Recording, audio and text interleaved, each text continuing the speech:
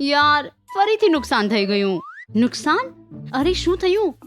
કોઈ ખોટા લિંક પર ક્લિક તો નથી કર્યું? નહીં, ખોટી જગ્યાએ પૈસા લગાડી દીધા. હા યાર, આજે ફરી 3 કંપનીઓએ ડિવિડન્ડ ડિક્લેર કર્યું છે.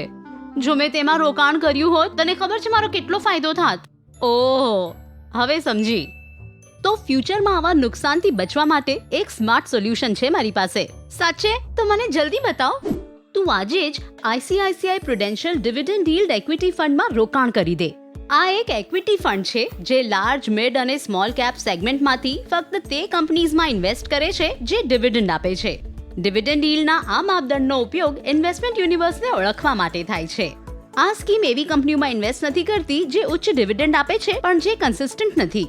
પોર્ટફોલિયોનો મોટો ભાગ ડિવિડન્ડ યીલ્ડિંગ કંપનીઝમાં ઇન્વેસ્ટ કરવામાં આવશે જેમની પાસે સંપત્તિ નિર્માણની ક્ષમતા પણ હોય. વાવ, આ તો એકદમ અલગ ફંડ છે. હા, આ તારા માટે ને તારા જેવા અન્ય ઇન્વેસ્ટર્સ માટે છે જે ડિવિડન્ડ ચૂકવતી કંપનીઓમાં ઇન્વેસ્ટ કરવા માંગે છે. અને બધા અન્ય ઇક્વિટી ફંડ્સની જેમ તમે ગ્રોથ ઓપ્શન કાં તો આઈડીસીડબ્લ્યુ ઓપ્શનમાં ઇન્વેસ્ટ કરવાનું ચૂઝ કરી શકો છો. તો આજે જ ICICI Prudential dividend yield equity fund પસંદ કરો.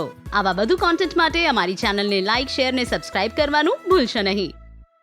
મ્યુચ્યુઅલ ફંડ રોકાણ બજાર જોખમોને આધીન છે. યોજના સંબંધિત તમામ દસ્તાવેજો ધ્યાનથી વાંચો.